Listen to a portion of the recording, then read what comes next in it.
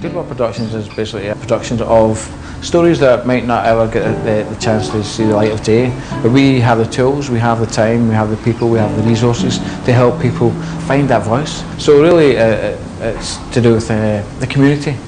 How can you enhance and help and inform? We really are a community tool. We recently made a project with a young chap called Brendan. His story really spoke to me because he wanted to tell a story that I hadn't been involved in a story like that before. I want to know other things, I want to learn, I want to be involved. I started filmmaking at the age of 16 but didn't really think about doing it as a profession until the age of 19. As a filmmaker, other filmmakers who influence me are people who talk about real stories, social realism, Bill Forsyth, Ken Loach. I'm a big fan of Gus Van Sant, films like Elephant, Jerry, his recent film Promised Land. But I want to tell stories that have more of a social dialogue, and it really informs me, then hopefully informs someone else who may watch the film. I want to learn, so when I see someone else's story, I want to get involved in that story and understand. It's not about massively entertaining people, it's about telling real stories, and that's what we do at Good Work Productions.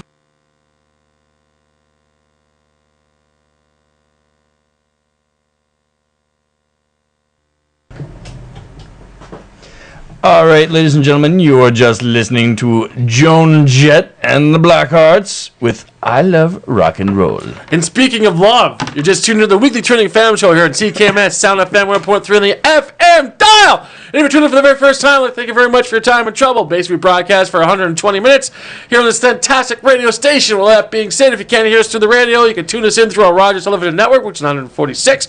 Plus, on top of that, you can use your favorite media device and tune us in on the website, which is www.soundfm.ca. Plus, on top of it, the show itself, once again, the weekly Turning Fan Show has its own website, which is www.thewtfshow.com. Plus, you can see us live through our website as well, doing our TV thing, which is www.thewtfshow.com/live. Well, that being said, we just finished concluding our actual film segment, and now we're just rolling into our actual next segment with all the fun and energy we currently have, which is television stuff. Yay! Yay, so, TV stuff. Kick us off, 2.0. TV stuff. Well, in a little bit of news of a show that I used to be watching. All right. I checked up on it, and it's not there. There are no more episodes for it. Really? What's that? That would be Under the Dome. Oh, really? Under the Dome. There are no more episodes. I haven't heard of anything in terms of coming out with a season 2. So where I last updated you, that's the end. Wow. Yeah. I called it. It was supposed to be a 1 season long run. Oh, I see. But it was actually supposed and how did to it conclude itself? Conclude the actual story. The show concluded at its like, oh no, everything's really stressful. Everybody doesn't know what's going to happen next. Yep. That's where they cut it off. I see. Well, you should just do some research online. Find out if you can't find any more stuff. I'll see if I can find out some more. Because sometimes it can be an upload thing. You know what I mean? It could be. Yeah. Because sometimes some shows just take some time to actually upload. And this is after, say, 3 weeks of not being able to catch it. If it hasn't been found and put up by now, do some work. 2.0. We'll Hit see. those interwebs. We will see. There we go. So, anyways, among other things here, maybe you heard about this little TV show called The Walking Challenge. The Walking Dead. Did you hear about this? Wait, Dead Walk? That's right. The walkers. They're not biters. They're not zombies. They're walkers. These old people with walkers. They're walking around. Yeah, pretty much. Bugger. So basically, what's happening with that is that The Walking Dead has returned to a fantastic, 164 million viewers. 164 million viewers. That's right, that tuned in. Basically, the ratings are up by 30% from last year's season conclusion. So a lot of dead people walking around with that, no pun intended. Wow. Not bad. That's not bad. Not bad. And I got to tell you, it wasn't a bad episode. It was actually pretty damn cool for an actual season opener. So the thing is that it was really solid. Have you seen it yet, 2.0? No, I haven't seen it. I've been over-zombied by all the zombie of this, that, and the other thing. Well, with my zombie walk and watching the season premiere of Walking Dead, I could totally understand that. But however, this was a really, really good episode. I was actually laughing through it probably at the opportunity times that I wasn't supposed to be laughing. But the bottom line was it was pretty solid. Okay. It's pretty solid stuff. So what else you got on your end? What else do I have on my end? I've been keeping up with this Robin Williams and Sarah Michelle Gellar comedy team. That is a freaking awesome show. I was quite impressed. It is impressively funny. Yes. This past episode was episode 3, right? Episode 3, a little bit on the meh side of things. Like it still had its funny moments. Yeah. But I was still kind of Yeah. But the first 2 were just amazing. I completely agree. Because basically, from what I've seen for episodes 1, the pilot, episode 1, episode 2, and then episode 3, I was quite amazed on how this whole thing came together. I was very hesitant watching it to begin with, just because the thing is, I have this idea what Robin Williams is like, and the last thing I want to do is have that actual visual, that memory tainted by a real bad sitcom. But I gotta tell you, this is really, really good stuff, and I'm surprised people are not watching it, because the thing is that before, with ratings like Walking Dead and stuff like that, it's not competing with that. I fear, unfortunately, have a very short shelf life. I'm assuming maybe 1 season, maybe 2 max, because it's so incredibly smart and funny that I think it's going to trip on its own. Trip on its own. Yeah. The one thing I don't like, and I'll put this on the forefront here, yep, is that this show is more clever than I think people realize. Because do you have any idea how much advertisements they're actually getting through this before even the show goes to commercial break? Because as you said before, the whole show is based on an advertising firm. So you're dropping things like McDonald's. Yep. You're dropping things like Nike. You're dropping things like all over the place. Yep. And it's like, my goodness, because product placement costs X number of dollars for the actual production itself. So through all of this, when they're doing that McDonald's jingle, I think in episode 2, the actual I think that was the pilot. No, that wasn't the pilot. No? No, basically what they were doing was actually trying to fix out the thing for doing a new McDonald's commercial. Yeah. So the thing is that I was quite impressed with all that together and how they actually sneak in the actual advertising, the product placement when the show is continuing on, which is very, very interesting. Because if I'm not mistaken, episode 3 was with the ducklings, right? Nope, episode 2 was the ducklings. Episode 2 ducklings. So maybe I'm getting my episodes all messed up, which wouldn't be the first time. So what was episode 3 again? Let's recap that. Episode 3 was, I believe it was Allstate and the car commercial. That's right. He was a bad dad. Bad dad. Who knew dressing your daughter with turkey urine would put them out in droves? Who knew that would be a bad idea? Who knew? But however, it happened that way. Yeah. But it was a great show. Highly, highly recommended, man. Highly recommended. And also, speaking of highly recommending, before I get into this, anything more? Hey, Fox show. Yeah. I've missed the first couple of weeks that it was out. I haven't watched it either yet because of fear. I haven't watched it yet because of fear. I've been watching it, and it's working. Like it's a very. I'm worried about its future. It doesn't seem like it's going to be something that's going to hold on for a very long time. Yep. But one is like the pilot of the series goes. It's great to see Michael back to work. Yep. No, I can totally understand that. It's really weird because basically what's happening that I'm noticing is that there is the bankable movie stars, the actual bankable actors have learned their craft, made their mistakes, bounced back from them, went through their actual life challenges. They're not really bringing the ratings anymore, which is very, very interesting. If you think about it, because basically I mentioned before in our movie segment with the new Tom Hanks film, Dr. Phillips, it came in at like number 2 versus number 1, which is very interesting because I don't know. I think things in Hollywood are changing, so should be interesting. Well, what wasn't there the two old grump fuddy-duddies of George Lucas and Steven Spielberg got together in their little compound and talked about the movie business is changing. And well, the thing is, this is TV we're talking about. Yeah, we're talking about bankable stars. So basically, that transcends both TV and film. And yet we're trying to bring film to TV and TV to film. Which is interesting. Yeah. And then we're on top of that, we're also trying to blend in some video games in there too, because everybody's trying. Imagine the Crazy Ones as a video game. Well, that's what they're doing. You've got a video game from Crazy Ones. Well, no, there's no video game from the Crazy Ones, but you've got. There was a show just last year that came out. I can't think about it right now. Yeah, but essentially it came out at the same time as a video game. Okay. Like Mortal Kombat? No, it wasn't. It wasn't Mortal Kombat. Oh man, that would be something else. But no, there was a TV show that ran in tandem with a video game. Okay. And they released content. Captain Planet? For the game as the episodes went up. So. Okay. No, I dig it. You know what? We'll do some more research on that and come back to it. We'll post on the Weekly Turning Fandom page. How about that? Most definitely. All right, cool. So, my other things here is that, speaking of actors and thespians and artists and so forth, Conway West was on the Jerry Kimball Show. And for the last week and change, both Conway and Jimmy were having this huge, giant Twitter war between the two of them. And on the most recent episode of Jerry Kimball Live, they sort of came and broed it up, if you know what I mean. What I mean by that is they sort of kissed and made up, if you will. Both parties know where each are coming from, and I think both parties are finally done beating the snot of each other. But it always makes for great theater on the Twitter, if you know what I mean.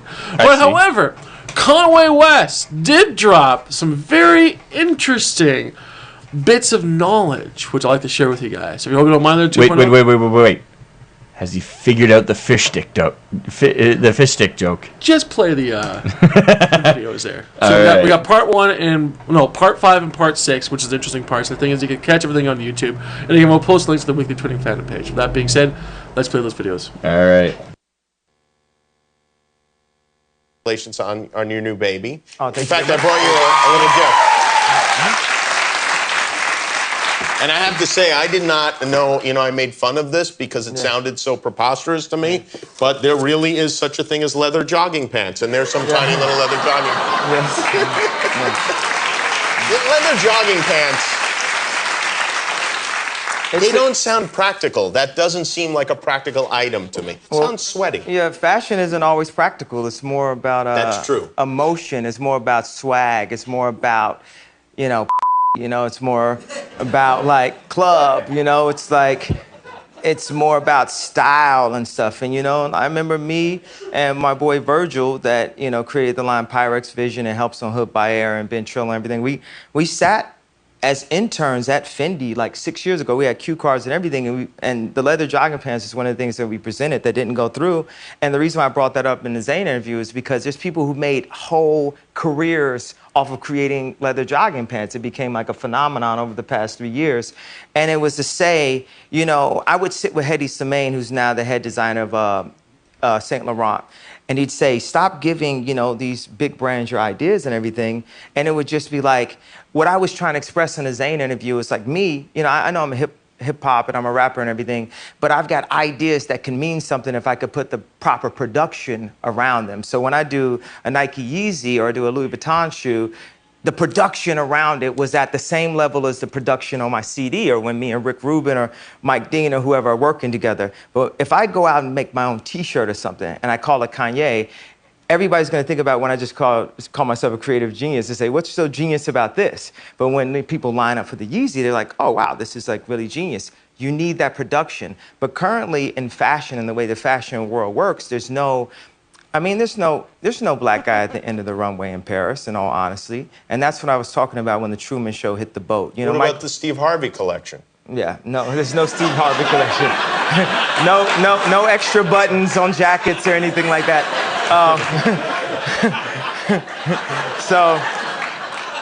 But for Michael Jackson had to fight to get his videos on MTV because he was considered to be urban. This is Michael Jackson. That's true. He was considered a black artist, and it was not right for MTV at that time, right? Yeah, a black artist. So for me, think about this. When I'm in Paris and I'm sitting in, Fashion Week for, 9 years, and, South Park makes fun of our outfits and all this, or people don't understand why we're there. I'm getting called names, like stuff you can't even say, like, on TV.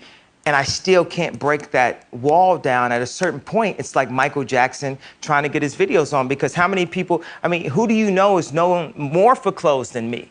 You know, and to not be able to do and produce to the highest level, and to have a meeting with everyone. I'm talking about Andrew Rosen of Theory, this guy over here, this guy that runs this company, Lian Feng, blah, blah, blah. These are the real people that produce the clothes that are on your back. Zara out there with Ortega, H&M, blah, blah, blah, sit down. I mean, Francois Pinault, blah, blah, everyone. And everyone kind of just looks at you like you're crazy and like you don't crash the internet. And you're just like, how can you get a shot? And then you try to do it on your own, and know like real designers will work for a rapper, and you just cannot overcome it. And I mean, my grandfather drove the first cars in the marches just to get clean water. And one of the parallels I wanted to do for you is like Richard Pryor used to always talk about, he just wanted, you know, a clean plate. He just wanted to serve his stuff up on a clean plate. So if I do an interview in W Magazine, right, and they take all these classist shots at me, because class, it's not about racism anymore. It's classism. That's what I talked about. Like Paula Deen, she was old school with it. They're like, we don't do it like that anymore, Paula Deen, all this racist. We're classist now, you know? So this classism is what they do to try to say, well, you're a rapper, or your girl's on a reality show, so you're not up here with us, you know? Like we're old money. We do this, blah, blah, blah. It's snobbery. Yeah. It's snobbery, you know, and I'm not into all that snobbery, like seriously, because you know what? We have the loudest voice. We have the loudest communication. And you know, all we want to do is make awesome stuff. Want is a real shot. Not, okay, I'm a celebrity, so that means my line has to cost $10 a t-shirt. No, I understand about quality. I understand about fabrics. I spent 10,000 hours at this. I dedicated my life to this. Then a lot of people say, okay, well, you know, oh, you have to do music. I'm gonna keep doing music, but what if people told me I couldn't rap? What would have happened? What if people told me I couldn't perform? You know, I'm only 36 years old. I have other goals and other things, and I'm gonna use my platform, every platform, to stand up and say, I wanna make something. I wanna make the next Ralph Lauren.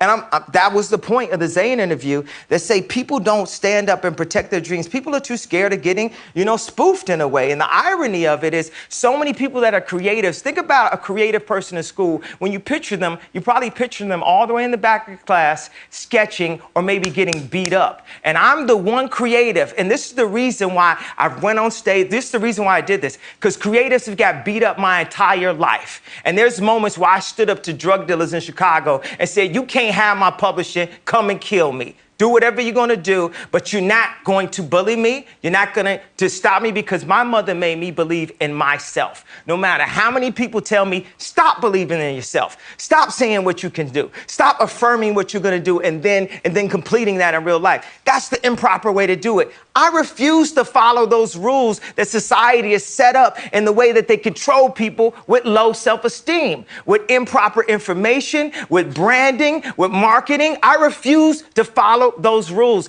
It's about truth. It's about information. It's about awesomeness. And the only luxury is time, the time you spend with your family. That's the only luxury. So this concept of luxury is improper to me. It's about, you know, with Nike, with Apple. You remember there was phones that cost $4,000? You know, that's ridiculous. Somebody pull out a Virtu phone right now, you look ridiculous. But there's people who still spend $5,000 on this bag, $10,000 on this, to kind of say exactly what I said before. Oh, we're better than you. We're this than you.